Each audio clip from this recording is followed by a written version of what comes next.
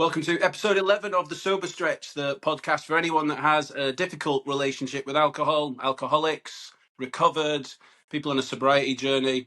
I am Gary, I'm one of your hosts, and this is my friend Craig. Craig, we are two former alcoholics living sober life now. How you doing, mate? You all right? Nervous for tonight. It's the big one, isn't it? The Euro final. But yeah, no, I'm good. Good. You? I'm all right, mate. Yeah, I was just thinking, when I woke up, actually, I was thinking how if this had been 12 years ago, even though my team weren't involved, I'd be like straight up to the shop or the fridge to like Yeah. start my session this early. Oh mate, And today would be one of the today would be one of the heaviest days of my life, without a shadow of a doubt. I'd be down the pub I'd be drinking now 100% if I was awake from last night. But yeah, it would have been a 3-day bender, and I would have felt like shit today. I know it. already, yeah, even before the event. Because I wouldn't be able to contain the excitement. Do you know what I mean? I have to ruin it before. Yeah. I So think that's funny though. Containing the excitement. That is almost one of for me, just with my spontaneous way of being. When I was drinking, that was one of the biggest obstacles. Excitement and yeah, I don't know, taking the edge off excitement was impossible for me. I just had to get pissed and get stuck in. Yeah, no, exactly the same. But like the build up to something, I couldn't not drink. I'd have to just to, I don't know, just get all too much. Do you know what I mean? Yeah. So Yeah.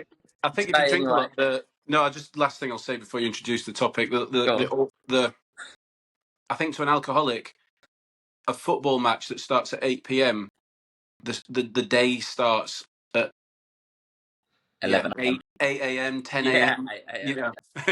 Yeah. So it's nice to be able to enjoy the anticipation and the build up to it sober. Yeah.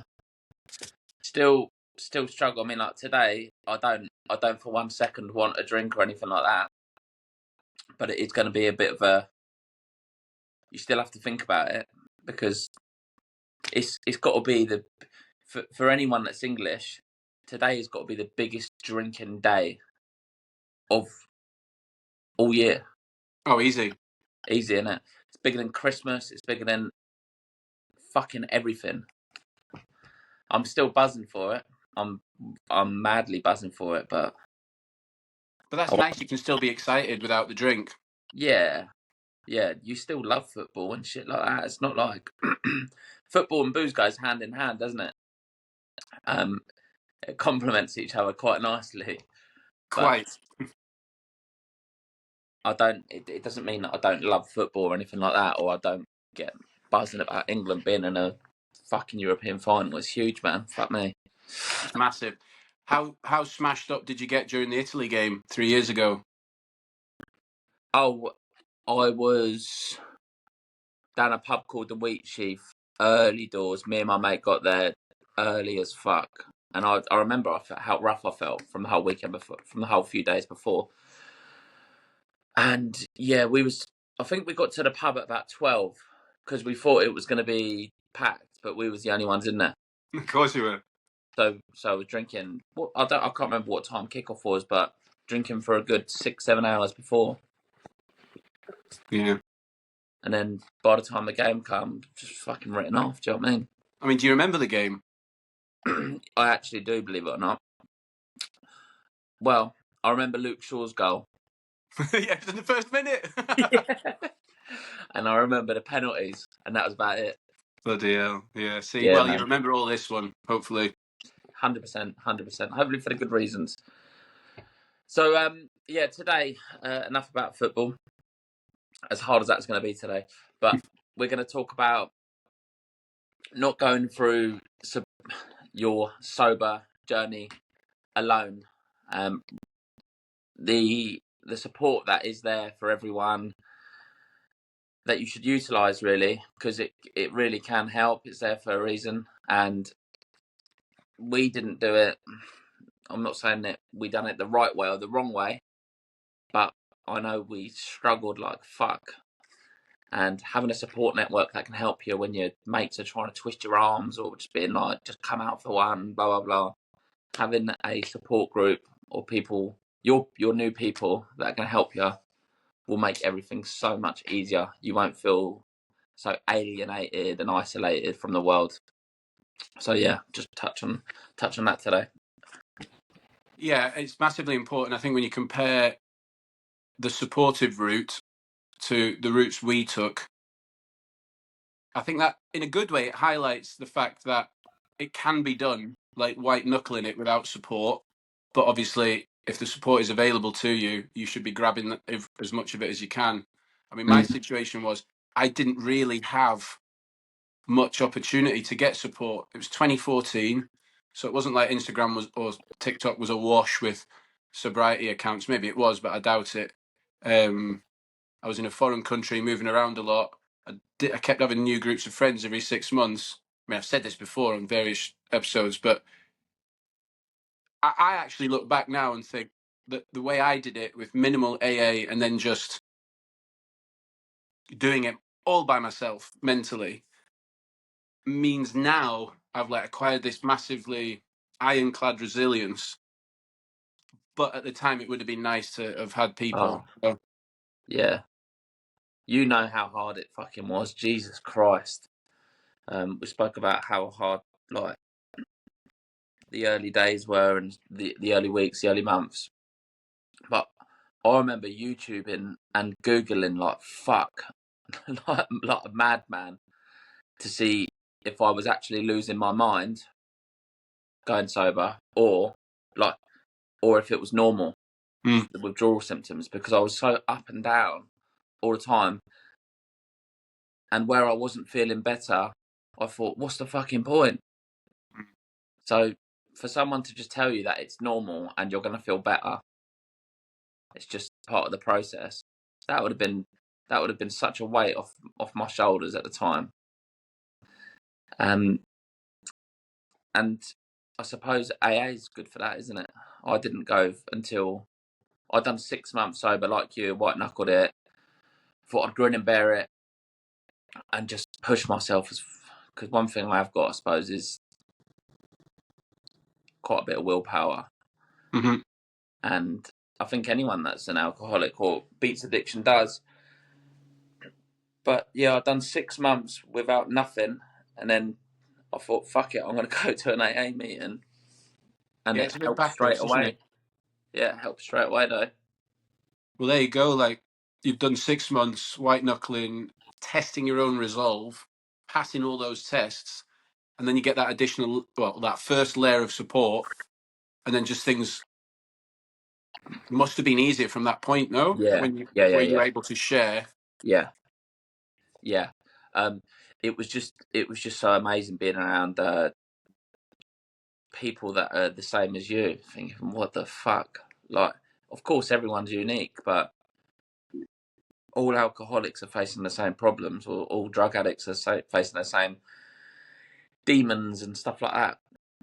So when you know other people are going through it, it helps so fucking much. It does, doesn't it? And it's not like you're delighted that they're in the same boat. It's just but you have to be a kind little of, bit. kind of am. Hey? Kind of am. Yeah, a little bit, yeah. I think you've said that to me before. I think we mentioned that on a live that we did on Instagram. And it certainly makes you feel like less of a shitbag, doesn't it, for a Yeah, start? yeah, And I think when you reach the point where you know you need to stop, there's probably been events that have occurred, or everything's really spiraling out of control, or your perceived grip on your drinking is in a bad way. Therefore, to then be told you're not the only one is like, because I went to AA straight away. I mean, I didn't last long there, and I don't agree entirely with everything about AA. But my God, it was nice to walk into a room and have all these strangers look at me and go, "We're here for you, son." yeah. And that was why didn't I think of this? Yeah. It's a bit weird, isn't it? Like, it's like being the new boy at school when you first go there. everyone wants a piece of you. It's quite nice, actually. Yeah, So what the fuck? I feel wanted for once. yeah, Um, yeah. Of course, because I think they see you as like a project or something. yeah, and that's like the beauty of it, but it's also the danger of AA, isn't it? That people think you have to follow the steps, you have to continue to call yourself an alcoholic, you have to surrender to a higher power, blah blah blah blah blah, and that's part of the project for them. That you fall in line with that. Yeah, I think more than just get sober. yeah. See, for me, ignorant is bliss. I I didn't listen to a lot of the stuff that they were talking about. Like when it started to get shoving things down my throat, I would zone out, and I wouldn't like. Honestly, I don't even know what the 12 steps means. Me neither, man. I don't know what they are. I've read the big book, I've which not we'll read. get to in a minute. Yeah, I've not done none of that. I was literally just there just to number one pastime. Like, I think I went on like Friday night, which was good. So my Friday night's been taken up. And I love to hear people's stories because I could relate to people's stories. But 12 steps and stuff like that, I know it works for a lot of people, but for me, that sort of shite's never gonna it's never gonna work ever. I don't care. I don't care what anyone says. Yeah, I know it's a method of getting sober, but for me, it's just all about growing a pair of bollocks, man, and having it out. Yeah, yeah, yeah. Same here, same here. And I think I'm not denigrating AA by any stretch of the imagination. I would say that AA was the first thing that prodded me up the arse to make a real attempt at it. Mm. But yeah, okay. Support number one, AA. It's there. It can help stabilize you, galvanize you at the beginning. And if it works for you and you stay, awesome. There was a lady at mine who'd been going to this one in Seville for 27 years, every Tuesday and every Saturday. Nice. Now, this woman's house was burning down, and the fire brigade had taken her out of her house, and she snuck away from them and ran back into her burning house because there were 2 bottles of whiskey in it. Now, maybe that's why she goes every week for 27 years. What was she still drinking then? Yeah. Yeah, yes. This was a story that she recounted, and it just Oh was. fuck. Yeah, yeah. Yeah. So maybe like for her, AA was an absolute necessity. I didn't want Wow. to tag myself with the moniker of alcoholic forever and ever. So when I used it for what I needed, and then I was gone. Yeah. But yeah, So I agree. The steps, I'm like, I couldn't tell you what the steps are. I'll tell you what the steps are. Step one is accept you've got a problem. Step two is talk to someone about it. Step three is fucking go and buy 20 litres of San Pellegrino. Step four is don't go anywhere near a pub on a Friday night. You know what I mean? It's just, to me, it was just like logic. I have to work yeah, out man. all the things that keep me drinking and Yeah. remove myself from them. And at the Yeah. beginning, AA helped me do that. Yeah. Do you know what? I think AA brilliant. Honestly, I think I don't care how anyone does it. If it works for you, amazing. And AA obviously works for a lot of people. I just done it a different way. And the fact that like yeah, you go around and say, "Hi, I'm Craig. I'm an alcoholic." After a couple of years, I'm not an alcoholic. I'm not. But their way of thinking is you always are. It's like now I would be one again if I had another drink. But I'm not an alcoholic now. I don't fucking drink. So fuck you. Yeah, no, yeah, yeah. Fuck you, AA. Stop making me define myself in a way I don't want to define myself. Yeah. No right way. There's no right way. There's many right ways and many wrong ways. Whatever suits you. But I would definitely recommend for everyone to try it 100%. Just for the people that you're around more than anything. I think that's the best thing. The people that you're around. And the thing is, every meeting's different. Some people have really weird experiences where it's like a set group that have all been there for years. They're all hardened AAers as well as Yeah. alcoholics, because that's what they'd call themselves, no matter how long they've been sober. And, you know, you have to do it on your terms. You have to, because you're Yeah. starting to recreate your own new personality, really, aren't you? Yeah. So Yeah. you can't be told what your personality is, No. the new version of you. You have to No. shape that and mold that with your own intentions. Yeah. And yeah, I get same. AA, it did the trick, and there are people out there that will hug you and love you. So why not utilize it and see if it's for you? And if you want to be the type of person that needs to call yourself an alcoholic until the day you die, but get sober at 30, Yeah. go ahead. No, I agree. But that's not I for agree. me. No, I think it's for the people that constantly need that boot up their arse for 20 years later. And honestly, as much of a wind up as I can be, I think fair play. Like, that's dedication itself. Hmm. And they need that constant reminder that they are an alcoholic. They need to be constantly told that they are a piece of shit. Yeah. But yeah, no, I don't. I'm still sober. You're still sober. You clearly didn't need it. You did for a little time, so you got what you wanted from it, and then moved on from it. There's nothing wrong with that. No hard feelings. No hard feelings, and like the idea of moving on through each new stage of your sobriety is really important. Early on, you might have to cut out some friends and move on from them, not because they're bad, but you're weak. You know, you might have to reinvent yourself physically.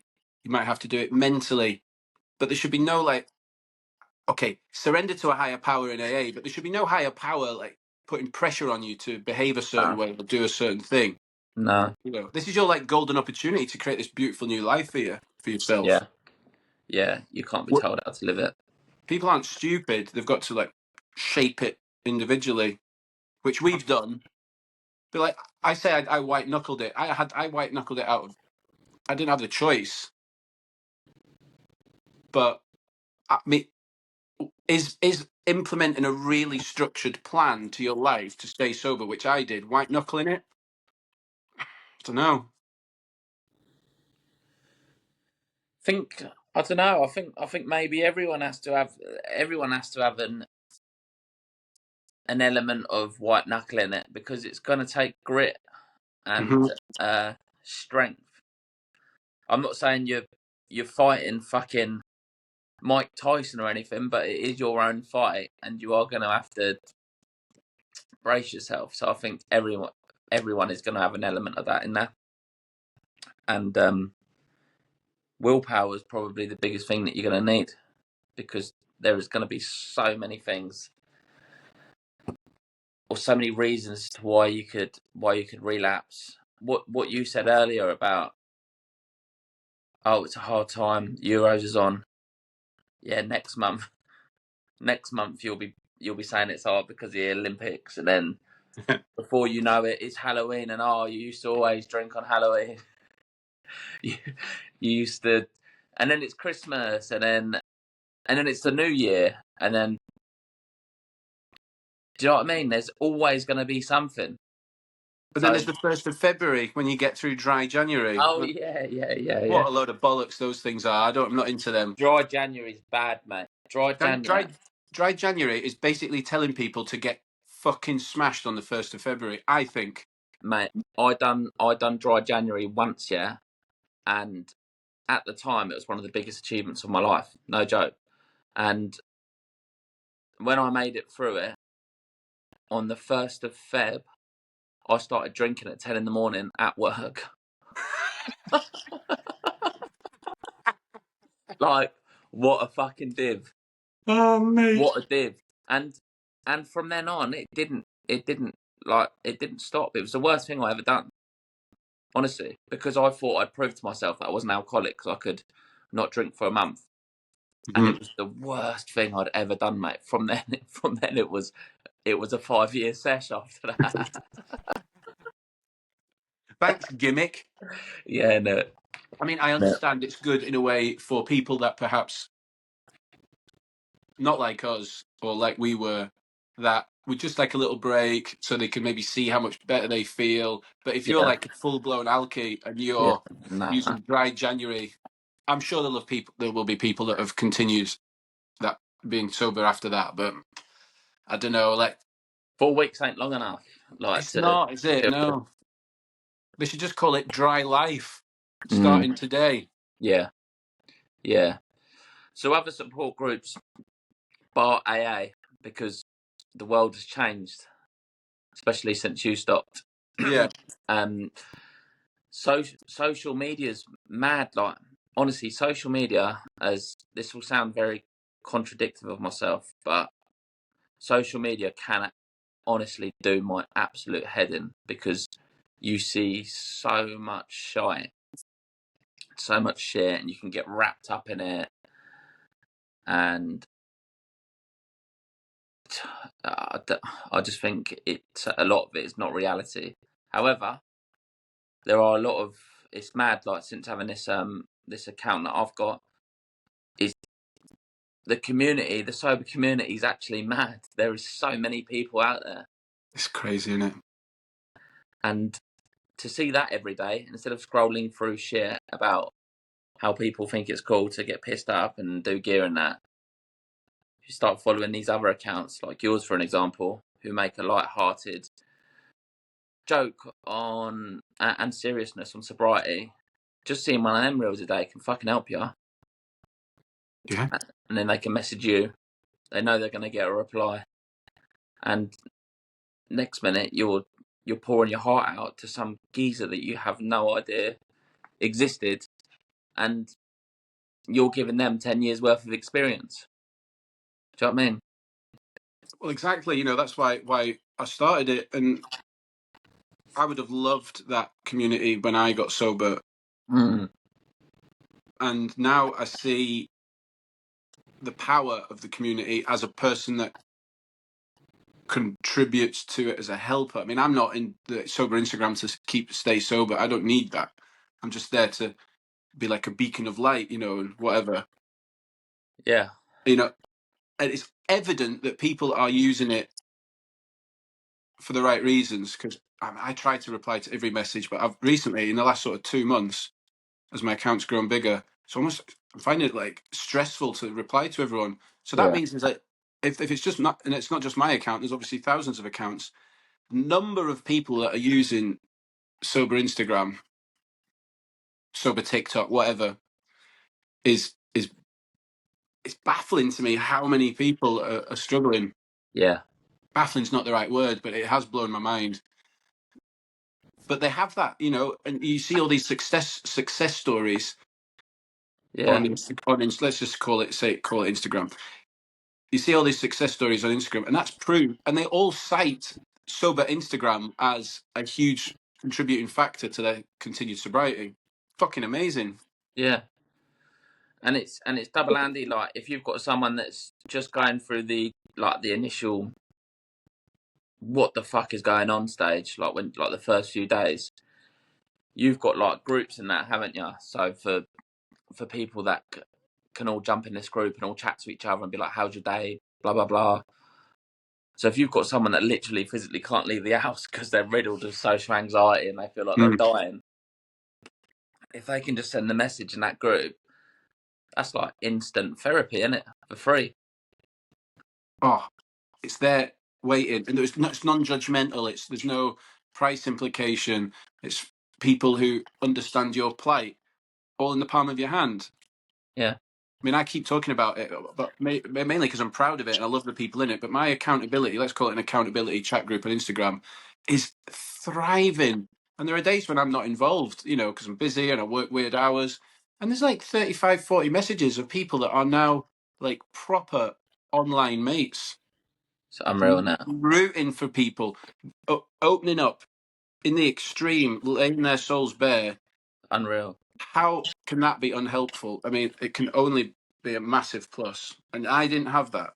And No.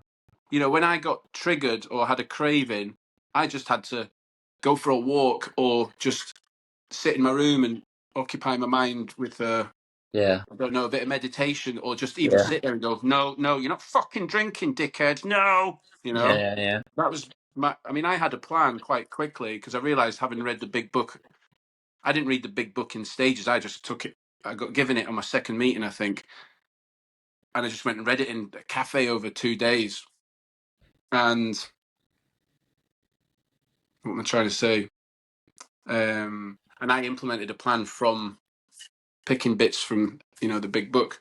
Yeah. But yeah, it was a total blag in some ways. Yeah. But what else are you gonna do? You like you can pretty much do anything online these days. You can find anyone, or there's so many. There is so I don't know this. I can't think how many people there are on the internet. I can't. It's mad though, and you'll end up speaking to some fucking geezer from the Scotland mountains, mate, going through the same shit as you. Yeah. You're like, what the fuck? What the fuck? And I don't know. It's just there's something about like talking to people who are going through the same thing as you. Because think about it, all like you've had this group of mates for since you can remember, and unfortunately, you're the only one with a problem. You're going to be like, what the fuck? Like, why is this happening to me? Like, why aren't they the same? Why do I feel like this? There's going to be so many questions. Your mates ain't going to get it because they don't have that problem. So for you to then you feel so alienated. So for you to then speak to someone that's like, yeah, mate, I get that. What a what a relief. Yeah. You're going to think, Jesus, so I'm not actually in that case. And it's kind of anonymous, isn't it? Really, because people don't really know you. Yeah. And I Yeah, think, that's what I'm saying. Like, if you're socially anxious and that, you haven't got to go out your house and go to a meeting and speak to someone about this. You can, for all they know, you're Phil Mitchell. Do you know what I mean? And you can just say what you want, let it all out. yeah, Beautiful. and the letting it out is the first step, isn't it? It's that Yeah, man. the pressure valve is released. Yeah. Then you go and talk to people or listen to people at AA or in an Instagram support group, whatever, and then you realise you're not alone. You realise you're not mental or a nutter. You've been cursed with the alcohol stick, Yeah. whatever. You've been brushed with that. Yeah. And then when you see that other people admit they're an alcoholic and they have similar behavioural patterns and drinking patterns to you, then maybe it's time to accept you're an alcoholic. Because when you accept it, I remember in my first week, so I drank on a Monday, and on the Tuesday I rang AA. I couldn't go because I just missed a meeting, and I said I'll come on Saturday. So from Tuesday, Wednesday, Thursday, Friday, I accepted I had a problem even before I went to AA. I kind of geared myself up to go to AA on the Saturday and do the whole, hey, I'm Gary, an alcoholic. Yeah.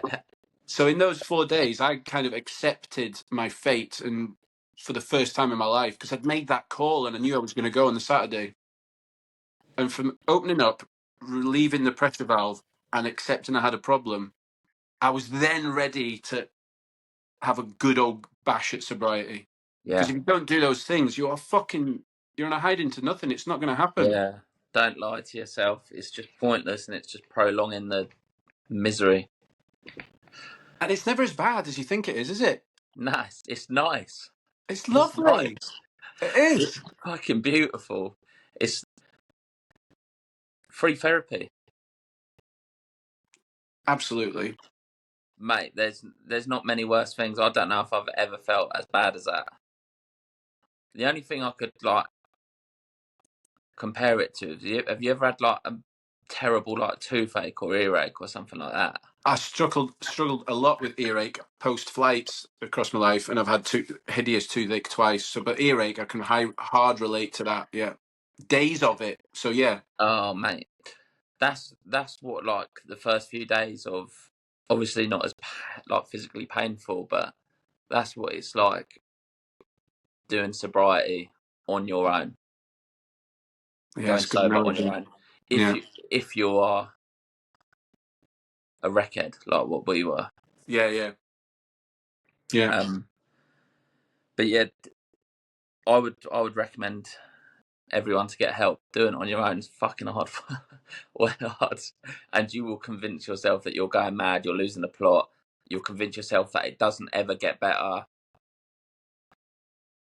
and all this shit's flooding your brain every single day. So the inevitable relapse is going to happen. Yeah, and I think you minimise the possibility of relapse once you've opened up, because A, you're more accountable, B, you've got people looking out for you, but C, you've also got people that when you're almost about to drink, you can reach out to, and they can just avert that car crash that's waiting to happen. Yeah. I'm trying to Mate, think who I reached out to in my moments of absolute need, knowing that I had to wait 4 days for a meeting.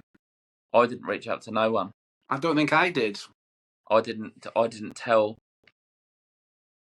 a soul. I remember I told two of my pals that I was doing 6 weeks off it. I said, right, this is it. Had my last couple of beers. I ended up buying some drink as well on the way back for when I got home because it was my last day, and I never ended up drinking them.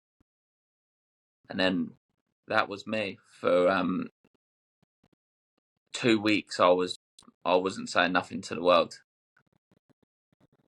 I was just looking at Google, thinking, like, asking it if I'm dying and that.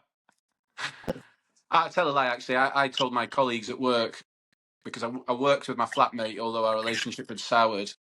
And as the weeks passed, my colleagues were like, doing really well, mate, keep going. But I didn't, I spoke about it maybe in work breaks occasionally. But once I got enough momentum, I was like walking around going, hey, everybody should try sobriety. It's amazing. Yeah, You know? preaching bastard. Yeah, well, but even like when it was hideous and it was a stress and it was, impacting my ability to not, you know, I found I spent a lot of the time I got the shakes bad. Were you a morning shakes person? I was when I had, let's say, like I had a heavy session. Mm. The next day I would feel shaky, yeah, Yeah. until I had a drink. Yeah, Mad. bad. I always used to feel like I was waking up slightly vibrating, like until the settling drink. But like feeling the vibrations and the shakes and the shivers and all those things just slowly go away. That alone was enough of a sign that I was doing the right thing. That must be your nervous system or something. Must be. I think for those that don't know, you and I met the other day, didn't we, for the first Yeah, time? Which yeah. we posted some photos yesterday on my account and your account, and people were like, "Oh, they met. That's wicked," and that alone says how much people are rooting for. Like we're sober and we just met for a coffee, and people are like, "Oh, that's so awesome," you know. And it's just mad to have people like rooting for two sober people that went for a coffee. So that says it all, how supportive that community is. But it's not the only community that you have to rely on. AA, social media, family. How did you open up to your family? Because you were going on a 6-week break. Um, When did you end up so owning it? I don't think I told my mum, just because she was sick of hearing it. Do you know what I mean? She was sick of hearing false fucking promises. Do you know what I mean? Mm-hmm. Yeah. So I wouldn't have bothered with that. I don't really recall telling any of my family. I think people should, because once it's out there, it's out there. You've got to commit to it. But for me, I just thought, no, I'm on a solo mission. Like, I'm getting my head down and just cracking on with it. Do you know what I mean? Yeah. But that's you admitting to yourself that you let people down or lied in the past, isn't it? You needed to get like a certain amount of time under your belt. Yeah. To then Yeah. say, hey, by the way, I was the same actually. I remember ringing my parents one night. I was sat on the roof of my apartment and just a vivid memory of actually telling them. And I told my dad that I hadn't had a drink for 6 weeks, and he was like, "Oh, that's great, son." You know, but didn't really think much of it. And then my mum came on the phone, and I said, "Oh, I've not had a drink for 6 weeks," and she was like, "Oh, wow." You know what I mean? Like, because But my they dad's didn't really know the extent of your alcoholism, did they? no, not really, no. Mine all knew that I was fucked. Yeah, well, that's the beauty of living nowhere near your home from the age of 18. You know, you can just lie and be Yeah. deceitful. The beauty of, but you can lie and be deceitful about it, and it almost is easier. I think it'd been harder to be in your situation, you know, close to your family. Oh yeah. There was no getting away. Like there was no hiding it for me. We Mm. went. I'd ruined a family holiday. We went on a family holiday, and I got steaming and booted a hole in the wall in the hotel, and Yeah, shit. like everyone knew I was just fucked. Yeah, and there you go. Until you demonstrate you've got a little bit of, you know, momentum under you, behind you. Sorry. I felt the same. I didn't think there was any point of telling anyone, which with hindsight was stupid. Hmm. What's the But I think difference between me waiting 6 weeks to tell my worrying mum that I've not had a drink, or telling my mum at the beginning I need fucking help? yeah, I think it's a good idea to sort of get a few weeks under your belt first, and then tell people, because building someone's hopes up and then letting them down is a horrible feeling. Like letting people down as a whole is fucking horrible. It's just a shit thing, isn't it? Yeah. And when it is something as severe as booze, because you worry about people, like people worry about you so much, don't they, when you're down and out and you're flat out drinking, because they probably people that love you worry that obviously what it's actually doing to your health, like your organs and stuff like that, and they're also worrying about your mental state as well. Like, oh my god, like what if he does something severe? Like, what if he does something when he's Mm. drunk? Do you know what I mean? Yeah. So to build someone's hopes up that loves you, like that could be like the greatest gift to your mum or dad to get sober, Mm-hmm. couldn't it? For them to Oh, see that their kids change their life around.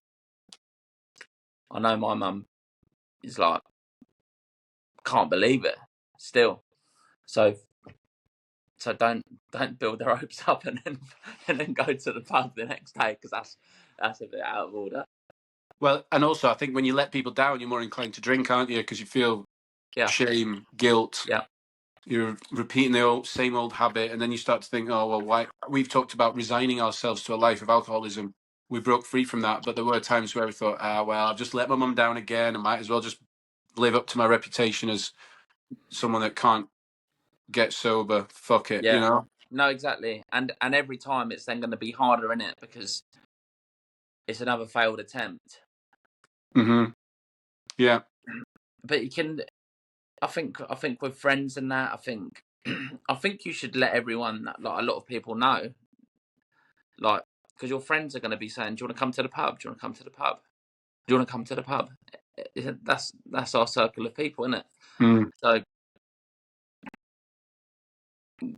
you'd have to have a proper serious chat. If you're serious about it, you'd have to have a serious chat with pals. Like, look, I know I say that I'm never drinking again every Monday morning, but this time it's actually different. This time I actually am sick of it. I want to change my life. Can you respect that, please? If And I they don't, think it's block time. it's what. Block time. You're gonna have to block them.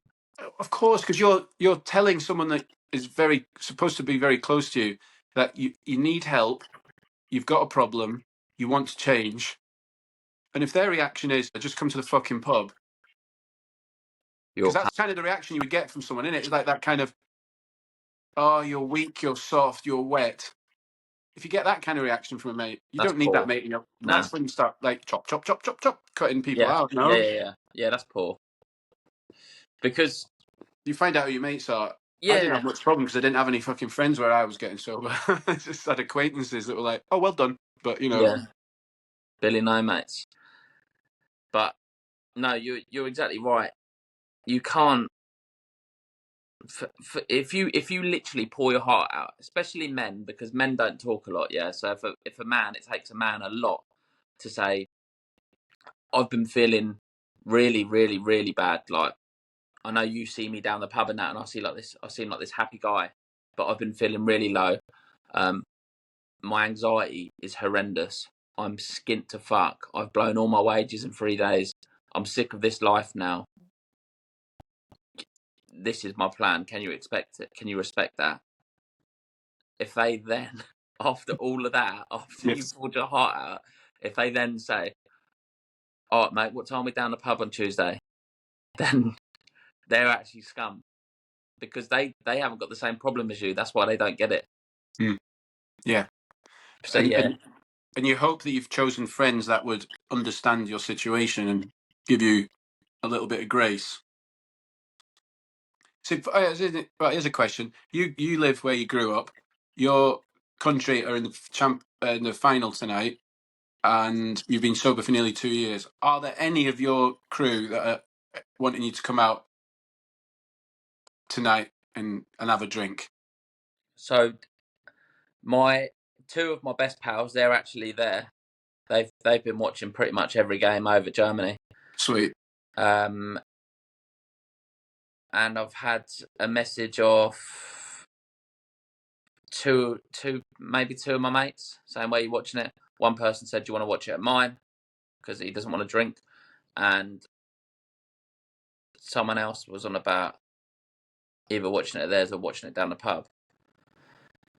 But even so, yeah, I have, but it's such a honestly, Gary, it's such a weird one. It's so big today's game. Yeah, you kind of want to be in an atmosphere, but you don't want to be around twats that know nothing about football, who have had 7, 8 pints, thinking that they're like, when they're screaming at the TV saying like, why didn't Bellingham hit that and stuff like that? It's like, oh mate, do you know what? Fuck off! Like, you know nothing about football, and you're pissed up, and you think you're Maradona because you've had a few beers. It will put me in a bad mood. Yeah. Because you want the memory of the atmosphere, but it's when you have to make big decisions, isn't it? I saw you on your Instagram story at the semi-final, or where I think maybe it was a quarter, where you got covered in beer in a bar. Yeah, Yeah, yeah, man. probably not the most enjoyable experience. Nah, and Brighton, yeah. Yeah, and if people are like, "Oh well," I just think You do stand out like a bit of a sore thumb. Do you know what I mean? Because everyone's singing England songs and that, and you're just there like, do you know what I mean? you're just concentrating on the sport, Yeah. I'm actually trying to watch it. Yeah, it's crazy. I've not experienced much grief in my life, like through loss, but people wouldn't give you grief for not going out tonight because your grandma had died. Because your emotions have been affected and you've chosen not to go out. Yeah. But if you're choosing not to go out because you're an alcoholic and people give you grief over that, I just don't get it. I don't get it. No, but it does happen a lot though. It does happen a lot. And it's something that people worry about as well, because if someone wants to make a life-changing decision and they're worried about what their mates are going to think of them, and that stops them from living a better life, that's just crazy. Fucking Yeah. crazy. That's weird behavior, isn't it? Uh, And I but think it does happen. that's when you need the kind of unknown support from people that don't really know you that well. And that's the Exactly. beauty. That's the beauty of sober social media and AA. Strangers, non-judgmental strangers giving you love, and it's out there. And there are podcasts and literature to read. I didn't read Yeah. much literature. Maybe that's for another day. But you know, Oh mate, podcasts and yeah. literature just give you a constant reminder. Surely someone's going to listen to this, and there'll be one sentence that might make them think, "Oh wow, Yeah. I realize I'm an alcoholic now," or "Oh wow, I'm not doing that the right way," or you and I get messages every day, so we're obviously saying the right things. And if it can be just as much as one sentence can resonate so deeply that can keep you sober for another week, or get you through that one craving, or that takes you away, gives you enough strength to not go in a place that's triggering.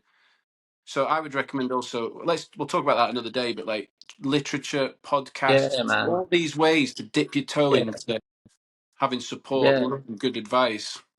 yeah. There's loads of things out there, isn't there? And yeah, reading a book is a support mechanism, isn't it? Yeah, for sure, absolutely.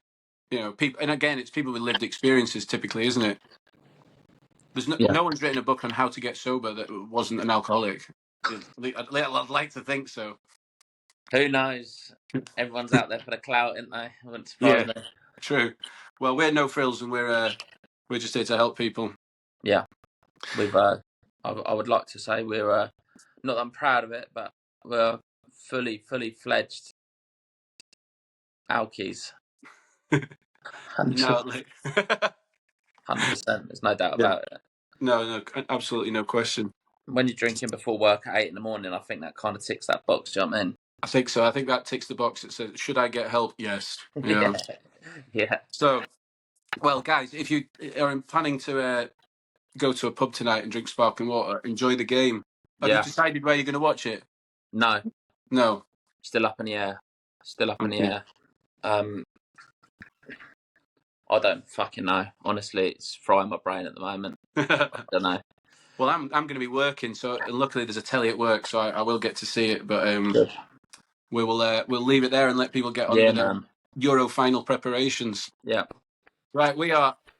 Go on, England. Meat pie, sausage roll. Come on, Spain. Give us a go. I mean, England. Give us a goal. Fuck Spain. Talking of support networks, you've got one yourself. What is it? I do indeed. It's at Sober and Sound. Sober letter N Sound. Sober and Sound on Instagram. That's alcohol and sobriety tips and motivation. You yourself have a physical PT one, don't you? Yeah. Personal, physical. I never remember what it is. Whatever floats your boat. To be honest with All you. right, PT and yeah. Yeah. So obviously, I used exercise as one of my big ways to escape that fucking vile place. And yeah, I'm on Instagram, and it's at livewithoutlimits_coaching. Cool. And we are at the Sober Stretch on Instagram, and we're on YouTube and Spotify. Go and subscribe, follow, do the page a solid, do the channel a solid. Mate, enjoy the stress of the football. I will do. I actually do feel stressed out now. Thinking I about bet you it. do. I think Gareth Southgate and the rest of the country do as well. Oh, Go God. England. Go on, Coming lads. home. Take All care, right, mate. mate. Catch you later, bro. Peace. Bye See bye. you.